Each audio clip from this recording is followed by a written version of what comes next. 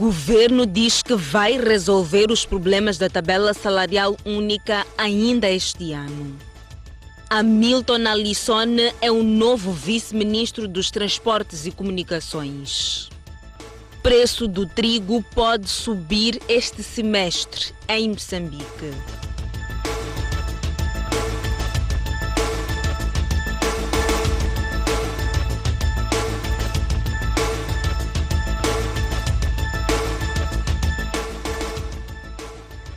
Boa noite. O governo diz que o processo de avaliação e correção dos problemas da tabela salarial única termina ainda este ano.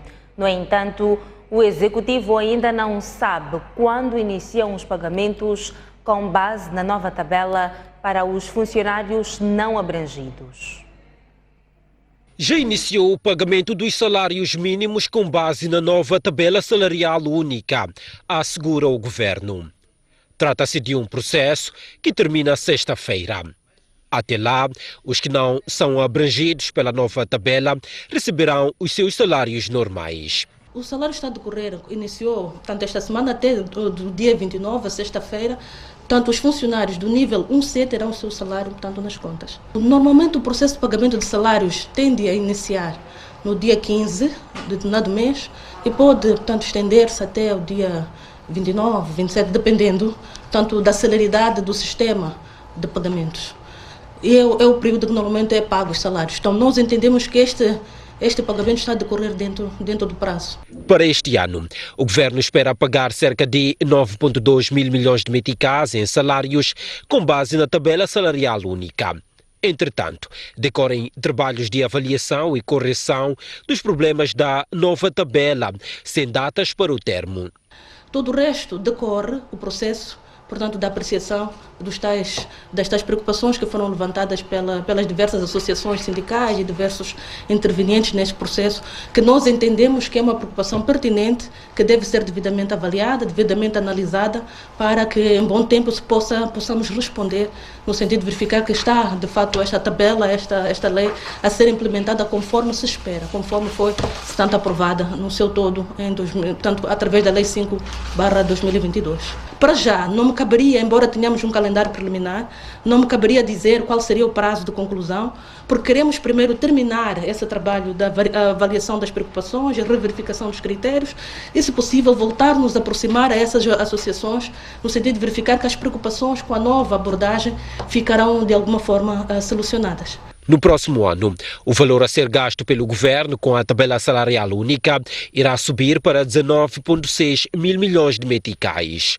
Estas informações foram analisadas pelo governo e partilhadas após a sessão do Conselho de Ministros desta terça-feira. A produção de semente certificada aumentou 18% desde novembro do ano passado por influência do programa Sustenta. Nos últimos 8 meses, o país produziu cerca de 12 mil toneladas. Na campanha agrária 2020-2021, foram produzidas cerca de 10 mil toneladas de semente certificada e na presente campanha houve um aumento de mais de 2 mil toneladas. Estamos, portanto, 18% de produção de semente, portanto, esta subida, tendo-se atingido uma produção de cerca de 12 mil toneladas, contra as 10.196 do período análogo de 2020-2021. Portanto, o crescimento da produção e o uso de semente certificada foi impulsionado pelo processo do Sustenta, que já é responsável pelo consumo de 50% de semente certificada no nosso país. De acordo com o porta-voz do governo, que falava à imprensa no fim da sessão do Conselho de Ministros desta terça-feira, também cresceu o uso de fertilizantes em Moçambique. Nesta mesma tendência, o país registrou uma subida do uso de fertilizantes e pesticidas. Ainda durante a campanha em referência, registramos a redução da importação de sementes em cerca de 31%.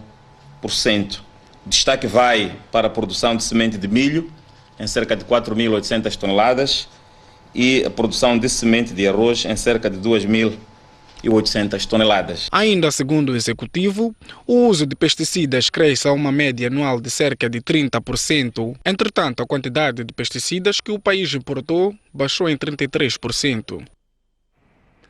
O trigo pode ficar mais caro este semestre, apesar do acordo entre a Rússia e a Ucrânia de exportação de cereais. Em entrevista exclusiva à STV, o presidente do Conselho de Administração da STEMA disse que as moageiras podem evitar a subida do preço se forem céleres na compra do trigo. Graças a um acordo assinado na última sexta-feira, a Rússia e a Ucrânia voltam a exportar cereais e fertilizantes através do Mar Negro. A Moçambique, a maioria dos cereais, com destaque para trigo, entram através da empresa Silos e Terminar Granileiro da Matola, STEMA. Este acordo abre uma luz de esperança de que poderemos tanto receber mais trigo. Isso até pode ser um fato. A questão é a que custo esse trigo chegará a Moçambique. Pode acontecer que, por causa de uma procura muito grande, exacerbada, os preços subam. E nós podemos sentir, porque o preço poderá ser pressionado. Porque quando há mais procura do que a oferta, os preços disparam. Porém, nem tudo está perdido. Há chances de que esse cenário não se materialize este segundo semestre.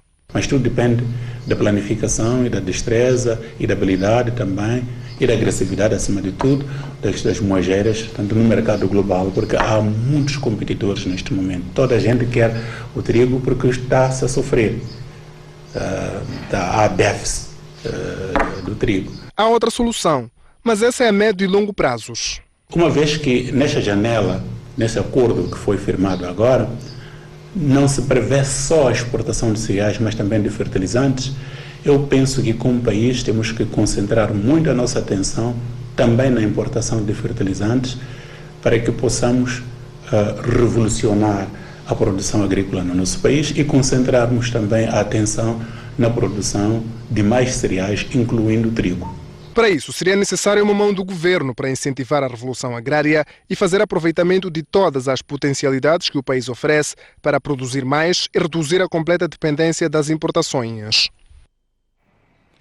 Hamilton Alisson é o novo vice-ministro dos Transportes e Comunicações. Alisson foi nomeado hoje pelo Presidente da República. O novo vice-ministro dos Transportes e Comunicações é engenheiro de formação.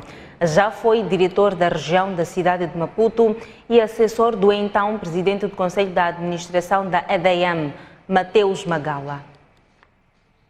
Há descoordenação e falta de comunicação entre os Estados-membros do Grupo de Trabalho de Inspetores de Defesa da SADC.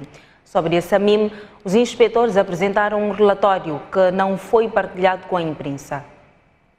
Moçambique participou esta terça-feira da 16ª reunião anual do Grupo de Trabalho de Inspetores da Defesa da SADC, cujo propósito era avaliar as atividades realizadas desde o encontro anterior, analisar o relatório do presidente da Troika cessante e discutir, entre outras atividades, o relatório da missão de reconhecimento da SAMIM. Participaram na reunião virtual os inspetores da Defesa da SADC e outros convidados. Durante a apresentação do relatório, constatou-se que houve falta de comunicação e coordenação entre os Estados-membros. É uma questão conjuntural, porque o que ele estava a dizer se relaciona muito mais nos assuntos que temos estado a tratar, não é? Alguns estados têm dificuldades de como mandar as informações, mas é um assunto que o tempo pode se encarregar em resolver, porque são questões técnicas, não é? São questões técnicas. Obviamente, em Moçambique não está fora desta linha de dificuldades de comunicação. Apesar destes constrangimentos, a avaliação dos trabalhos do grupo é positiva, segundo Vítor Mueretule. A avaliação que fazemos do relatório do presidente cessante do grupo de trabalho de inspetores da SADC é bom, é positivo. Foi capaz de dizer fielmente todas as atividades que realizamos, apesar de constrangimentos que todos sabemos por conta da Covid-19. Relativamente ao Teatro Operacional Norte, o grupo de inspetores apresentou um relatório cujo conteúdo do mesmo não foi partilhado com a imprensa.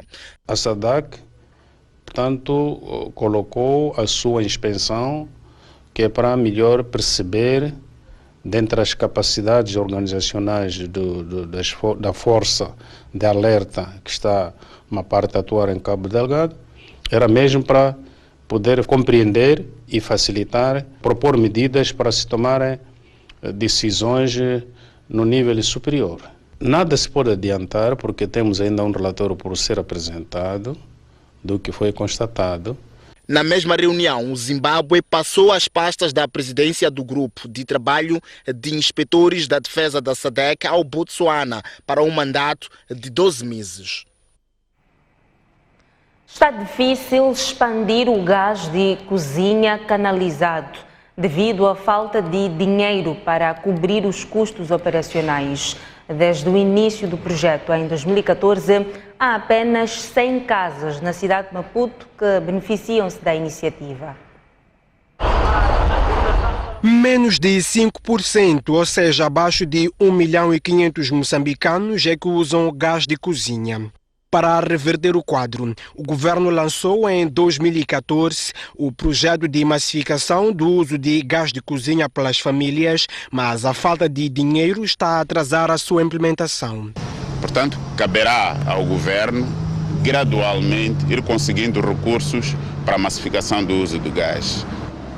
Tínhamos que sentar, fazer contas para responder exatamente à pergunta que coloca, mas posso lhe adiantar que os custos são elevados. E é uma tecnologia esta nova que é preciso, passo a passo, vamos fazendo as contas. Até aqui, apenas 100 casas da cidade de Maputo é que estão a usar o gás de cozinha e prevê-se que ainda este ano haja um acréscimo de mais 200 famílias em 3 bairros, um investimento de 30 milhões de meticais. Isto cobra trabalhos de abrir as ruas, cobra o material, cobra também o equipamento e, por fim, as licenças que pagamos ao município. Porque o município, nós pagamos licença por abrir as estradas e fechar ao município. Se houvesse dinheiro para a expansão do projeto, as famílias poupariam mensalmente cerca de 600 meticais dos mais de 1.000 que gastam com uma botija. Em valores monetários, eu gastava a volta de 4 para só o lume. Sim. Hoje em dia, de certeza, já não gasto isso. Eu com 1.000 meticais faço um mês com este gás aqui. E para ter o gás em casa é preciso que o gasoduto esteja nas proximidades e o cliente paga o contrato de 5.000 meticais. O combustível está disponível 24 horas ao dia. Se desliga é porque acabou, mas quando tem que ser meticais consigo ir comprar, venho usar e não é estresse. A NHCOGAS garante que o sistema é seguro, uma vez que caso haja fuga de gás, o corte de fornecimento é automático, além de haver alarme que soa em caso de qualquer anomalia. O município de Maputo não cumpriu os prazos da reabilitação da Avenida da Organização das Nações Unidas. A promessa era de 45 dias. Agora, a edilidade tem um novo prazo. A reabilitação da Avenida da Organização das Nações Unidas, numa extensão de cerca de 1 quilômetro, desde 11 de maio de 2022, devia durar 45 dias, conforme indica esta placa. Mas tal não vai acontecer. A empresa municipal de mobilidade e estacionamento, dona da obra, orçada em 18 milhões de meticais, reconhece o atraso. Há de facto um atraso, mas não é um atraso porque nós não estamos a pôr em causa a qualidade da obra, estamos a fazer a obra nos mais altos níveis de qualidade, inclusivamente vamos fazer alguns trabalhos a mais porque achamos que devemos fazer.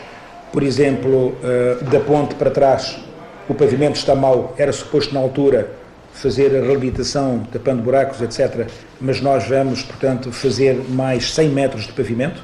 Neste momento, uma das faixas de rodagem da Avenida da ONU já está coberta de betão, com uma espessura de 12 centímetros, um revestimento capaz de suportar qualquer tipo de viatura. A vida útil da via poderá durar entre 20 e 25 anos sem manutenção. O problema é que o betão é mais caro, mas garante-nos um tempo de vida muito mais longo. Portanto, nós com o PV podemos assegurar também 20 anos, mas volta e meia podemos ter depressões, podemos ter empenhamentos de pavimento, etc. E é necessário haver intervenção pontual. E nós decidimos por uma solução em que pomos o betão e pronto, e durante 20 anos, 25 anos, a gente não pensa naquela avenida. A obsolência de alguns canais responsáveis por recolher e drenar água das chuvas ao mar é apontada pelo empreiteiro como estando a influenciar negativamente para o bom decurso das obras. Hermenegildo Zibane, Amândio Borges, STV. O governo de Inhambane vai adquirir novos autocarros movidos a gás. Para tal, foi criada a Agência de Transportes de Inhambane, uma empresa pública. Com a cada vez mais crescente subida dos preços dos combustíveis que encarecem o transporte de pessoas e bens, o Conselho Executivo de Inhambane criou a Agência de Transportes de Inhambane, uma entidade pública que vai garantir a aquisição de viaturas movidas a gás com o objetivo de baixar o custo de transporte.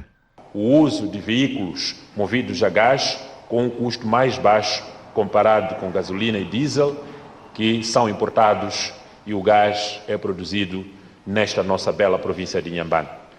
Por isso queremos deixar claro que o transporte e mobilidade urbana sustentável na província de Inhambane vai ser uma realidade e vai trazer também um impacto bastante positivo em termos sociais e econômicos para a nossa população. Estes dados foram revelados durante a 8ª sessão da Assembleia Provincial de Inhambane, que leva vários pontos em cima da mesa. A apreciação e debate da proposta do balanço das atividades dos órgãos de governação descentralizada provincial referentes ao primeiro trimestre e primeiro semestre de 2022.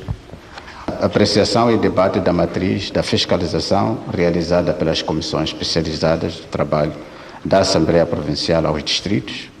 Apreciação e debate da proposta do plano e orçamento dos órgãos de governação centralizada provincial para o ano de 2023.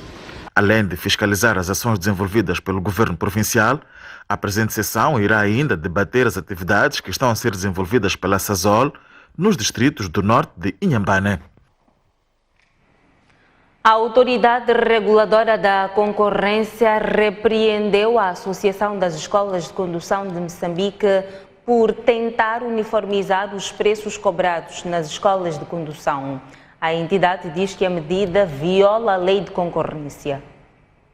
A chamada de atenção à Associação das Escolas de Condução de Moçambique resulta da tentativa coordenada de aumentar, em março passado, os preços cobrados pelo ensino de condução. A Autoridade Reguladora da Concorrência esclarece que cada escola tem a autonomia de fixar os seus preços, tendo em conta os custos operacionais e a qualidade dos serviços prestados. As escolas não estão interditas de agravar os preços.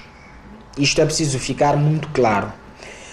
O que a Autoridade Reguladora da Concorrência visa garantir é que não haja concertação de preços. A concertação de preços, este acordo em que vários agentes econômicos, que podem ser também escolas de condução, reúnem-se e determinam, vamos adotar estes preços, estas medidas de preços, vamos passar a praticar estes descontos, vamos passar a aplicar estas margens de lucro.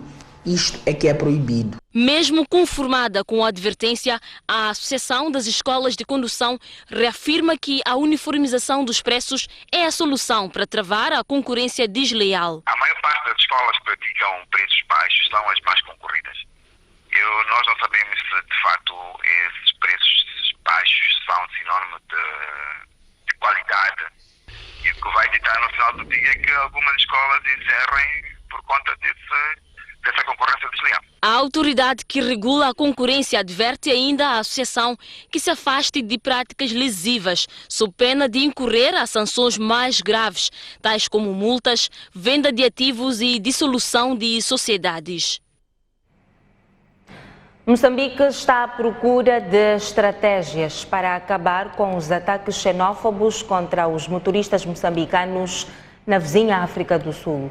O país quer também melhorar as condições de trabalho. A informação foi divulgada hoje.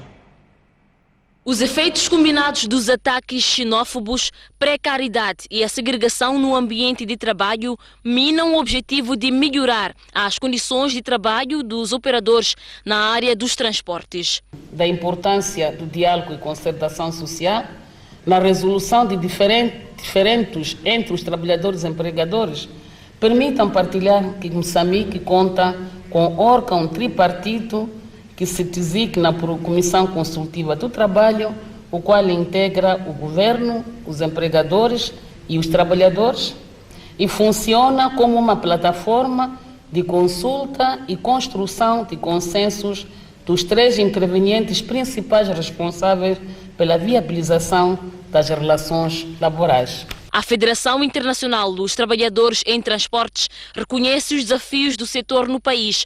Daí que escolheu Moçambique para acolher o primeiro encontro em países lusófonos da África Austral. Les syndicats font face à d'abord beaucoup de précarité de l'emploi. Précarité de l'emploi, perte d'emploi. Donc nous voulons la promotion et le renforcement du travail décent dans tous les secteurs de transport.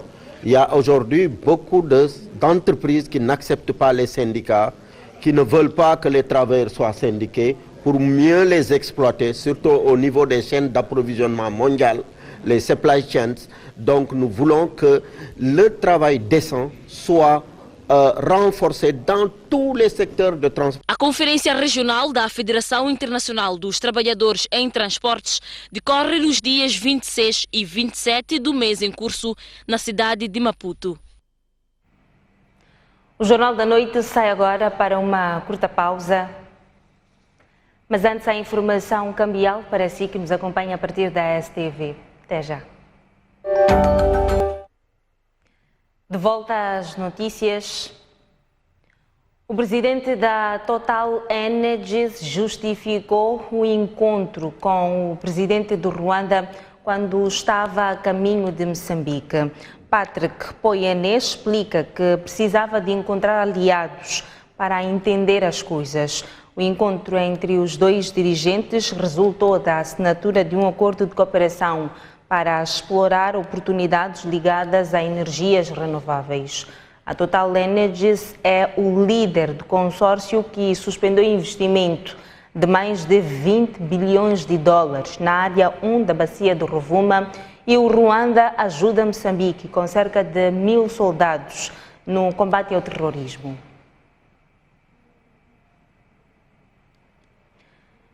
O pátio da escola primária de Mincajuíne, na cidade de Maputo, está cheio de águas negras.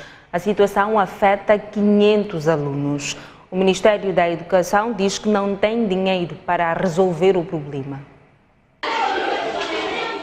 As brincadeiras características dos intervalos e geralmente feitas no pátio foram transferidas para o interior das salas de aula da escola primária de Mincajuíne, situada nos arredores da cidade de Maputo. A causa são estas águas paradas e o capim alto que impedem as crianças de brincar ao ar livre. Nós não brincamos no campo por causa da água, porque nos incomoda. Os alunos são obrigados a passar mais tempo na sala de aulas. Nós só brincamos no campo praticamente, porque não tem condições para brincar ali no capim, também está cheio de água. A direção da escola conhece bem o problema, mas vê-se de mãos atadas. A própria administração distrital municipal de Xamanculo já está disponível, está disposta a nos ajudar. Já veio, mandou uma equipe aqui, até ajudou-nos a abrir algumas valetas nos laterais para a água poder sair fora. A diretora distrital de Educação e Cultura no Distrito Municipal de Tamanculo diz que o assunto é do conhecimento do Ministério da Educação. Contudo, não há dinheiro para implantar um sistema de saneamento na instituição de ensino. Sabemos que consta do plano, infelizmente ainda não há disponibilidade orçamental, mas é o que esperamos. A qualquer momento poderá ser feita a intervenção. Com mais de 30 anos de existência, a escola primária de Micajuín vive o dilema da falta de saneamento desde 2015. O empresário Ibrahim Sidat já está de volta ao convívio familiar. Sidat tinha sido raptado este mês na cidade de Chimoio. Foi liberto do cativeiro mediante pagamento de resgate. Foram exatos 18 dias que Ibrahim Sidat ficou nas mãos dos raptores depois de ter sido sequestrado na noite do passado dia 7 de julho, quando chegava nesta sua residência ido da sua loja, Casa Patel, onde teria passado o dia em mais uma jornada de trabalho.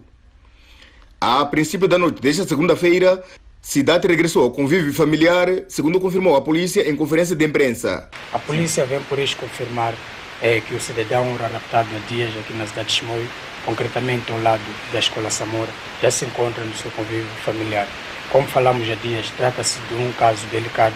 Estamos diante de um crime organizado e a sua natureza é um pouco complexa.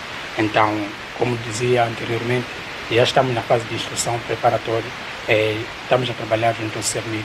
Prometemos oportunamente trazer mais dados que nos irão conduzir, que nos conduziram ao esclarecimento do caso.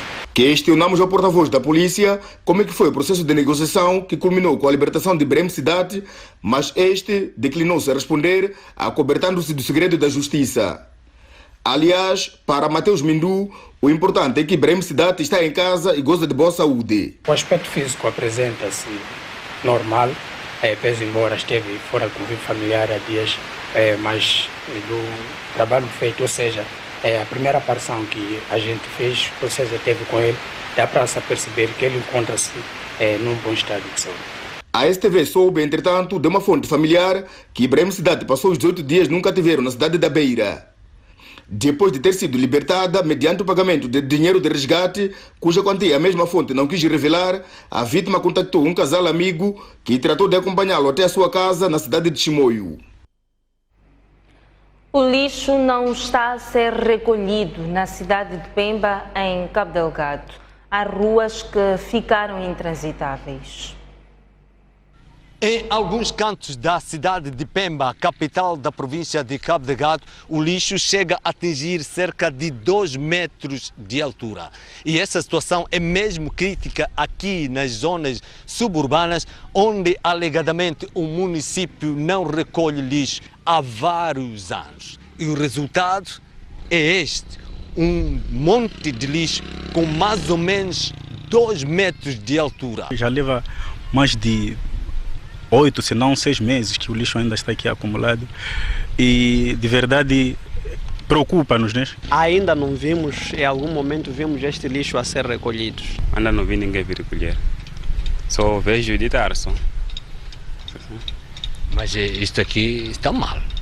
Pois é, está péssimo, péssimo mesmo, péssimo. O lixo é um problema antigo aqui na Baía de Pemba, a capital da província de Cabo Delgado. Mas nos últimos tempos a situação é considerada de grave, porque além de pôr em risco a saúde pública, o lixo tem estado a ocupar algumas vias de acesso que estão intransitáveis e várias outras correm o mesmo risco devido à fraca recolha de resíduos sólidos. A STV procurou ouvir o município de Pemba sobre as causas que levam com que não sejam recolhido o lixo em alguns pontos da cidade e até a proliferação desses resíduos sólidos em quase todos os cantos da Baía de Pemba, mas não obteve resposta.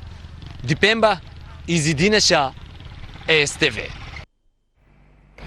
E agora, fora de portas, a crise de energia na vizinha África do Sul.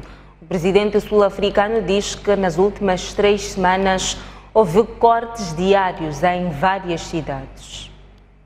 O presidente da África do Sul dirigiu-se esta segunda-feira aos sul-africanos para falar sobre a crise de energia que tem assolado o país. A África do Sul enfrenta cortes diários da corrente elétrica em várias cidades, o que tem agastado muitas famílias e criado prejuízos às empresas. Dentre várias razões por detrás dos apagões constantes, o líder sul-africano aponta para a já anunciada captura de Estado e má gestão das infraestruturas da rede elétrica. Por outro lado, aponta-se para danos na linha de transmissão de Cahora-Bassa em Moçambique. Nas últimas semanas, uma combinação de fatores resultou na perda de 18 megawatts de capacidade de geração e forçou a Eskom a implementar a redução de carga do estágio 6, disse Ramaphosa. A Rússia vai reduzir 20% do gás que fornece à Europa. Moscou diz que a redução se deve às sanções impostas pelo Ocidente. A Rússia decidiu reduzir a quantidade de gás disponibilizado à Europa dos atuais 40% para 20%. As autoridades justificam a medida com a necessidade de fazer-se manutenção numa turbina no gasoduto Nord Stream. Segundo a Gazprom, empresa responsável pela distribuição do combustível, devido aos problemas registrados na turbina, a capacidade de produção da estação de compressão Porto Vaia passará para 33 milhões de metros cúbicos a partir de 27 de julho, cerca de 20% da capacidade do gasoduto. A Rússia já tinha reduzido por 2 vezes o volume das suas entregas em junho, alegando que o gasoduto não pode funcionar normalmente sem uma turbina que está em reparação no Canadá e que não foi entregue ao país por causa das sanções impostas pelo Ocidente a Moscou na sequência da invasão russa à Ucrânia.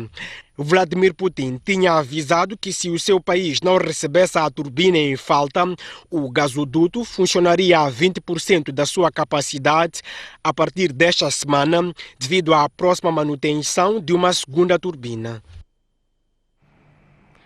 É momento de fazermos mais uma curta pausa, mas antes a previsão do estado de tempo para as próximas 24 horas. Começamos pelo sul, a capital Maputo vai registrar uma mínima de 13 e uma máxima de 27, previsão de céu limpo. Mesmo cenário para Xai-Xai em Gaza, 23 de mínima e 26 de máxima. Inhambane não faz a regra, 17 de mínima e 25 de máxima. Seguimos agora o centro do país, começamos por Beira em Sofala, 19 de mínima e 24 de máxima. Chimoio, 11 de mínima e 21 de máxima. Limane, 18 de mínima e uma máxima de 27. Tete será a cidade mais quente do país, são 31 de máxima e 17 de mínima. Avançamos agora ao norte do país, começamos por Nampula, província com o mesmo nome, 15 de mínima e 25 de máxima. Lixinga, 10 de mínima e 21 de máxima. Pemba, em Cabo Delgado, 27 de máxima e 19 de mínima. Até já.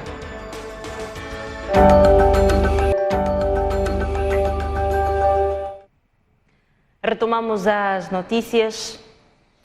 Olhamos agora o desporto. Os Mambas voltaram hoje aos treinos, depois do descanso concedido pelo selecionador nacional. Os jogadores já trabalham para um bom resultado no jogo de Lusaka. E agora no boxe, os pugilistas moçambicanos dizem que a preparação que tiveram para os Jogos da Commonwealth não foi das melhores. Assim, vai ser difícil disputar as medalhas. É a modalidade que dá mais esperanças de conquista de medalhas no país depois dos resultados alcançados nos campeonatos mundiais e nos jogos regionais. Mas a sua preparação em Wednesbury, na Inglaterra, não foi a esperada, por isso as lamentações. Fizemos um mini estágio razoável, não é aquilo que eu gostava que fosse. Estava nos 30 dias incluso combates, que eram 3 combates com oficiais. Apenas treinamos no ginásio, que não é também o ginásio que estava reservado para nós. Nós tínhamos que ter um estágio de 30 dias e com competições internas, mais 3 competições internas para fazer face a esse campeonato. Foi implementado o plano C da equipe e não o plano A e nem o plano B. Ainda assim, e mesmo sem prometer grandes voos em terras da Sua Majestade, os pugilistas prometem fazer o seu melhor para conseguir resultados positivos. Não confiante porque a preparação não foi a esperada, mas darei o melhor de mim. Que não exijam muito de mim, que só vou dar o meu melhor a todo custo. Eu sou por Deus em primeiro lugar e dizer ao povo moçambicano que farei o meu trabalho de sempre. Dar o meu máximo, como sempre mesmo. Os Jogos da Commonwealth Birmingham 2022 iniciam esta quinta-feira e decorrem até 8 de agosto. Moçambique vai participar no boxe, natação, judo, atletismo e triatlo. E os judocas moçambicanos que conquistaram 3 medalhas no africano da modalidade no Quênia preparam-se agora para os mundiais.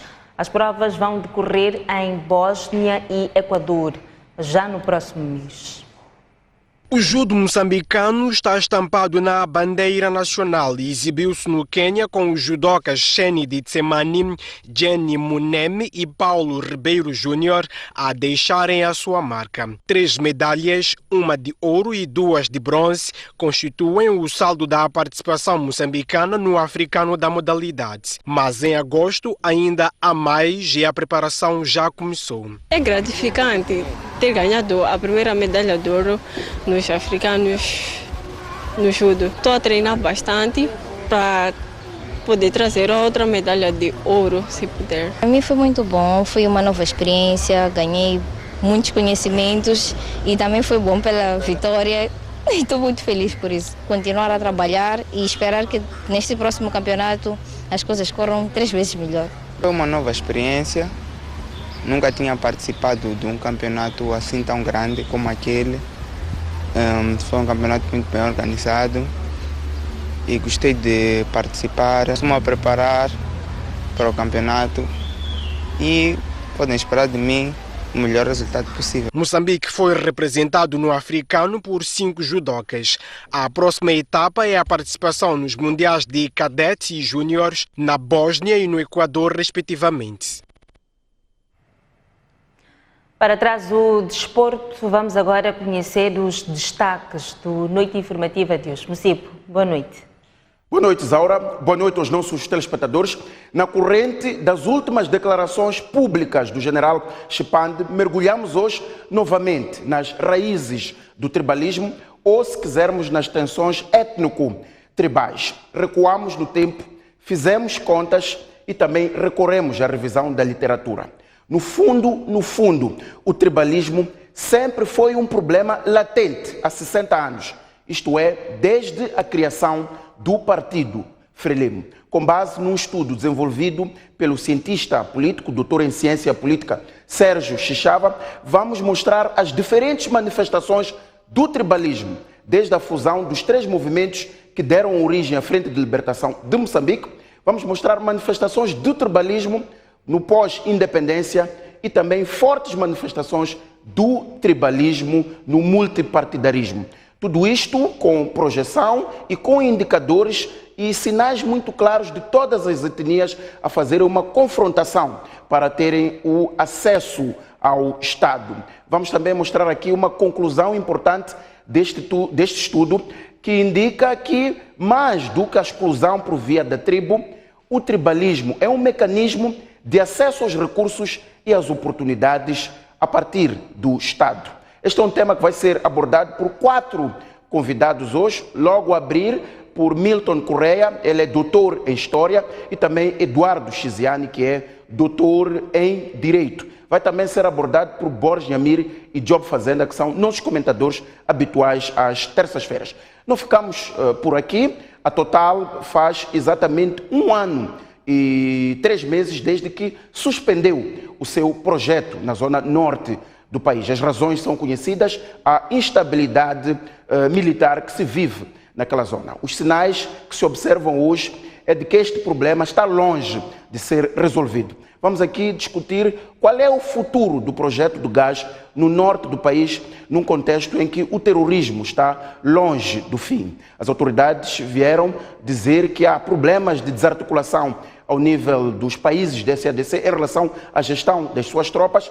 As autoridades também já vieram dizer que o terrorismo não termina nos próximos meses. A condição colocada em cima da mesa pela Total para a retoma do projeto é a pacificação da província de Cabo Delgado. Há quem defende que o projeto de gás no norte pode ser uma resposta à crise desta matéria-prima ao nível do mundo, tendo em conta a guerra entre a Rússia e a Ucrânia. O que a Total pensa?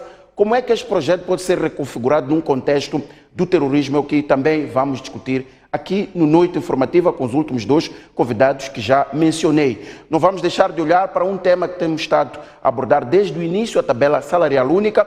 A vice-ministra da Economia e Finanças veio hoje dar mais detalhes. Diz que os salários normais vão ser pagos esta semana. Os salários, portanto, do nível 1 também vão ser pagos esta semana e que a tabela salarial única, portanto, as suas inconformidades serão corrigidas até o final deste ano. Vamos discutir se este timing, se este prazo é suficiente ou não, que desafios é que se colocam a uma tabela salarial única, conforme os problemas que muito bem foram relatados aqui. Job Fazenda e Borges Jamir vão também analisar este último tema. São estes os assuntos que servimos hoje, caro telespectador, eu e os meus convidados, Milton Correa, Eduardo Chiziane, Borges Jamir e Job Fazenda. Esperamos por si nesta TV Notícias. Até já. O convite está feito, é daqui a pouco no canal de notícias. Chegamos ao fim do Jornal da Noite. Obrigada pela atenção dispensada. Vemo-nos amanhã, à mesma hora. Boa noite, bom descanso.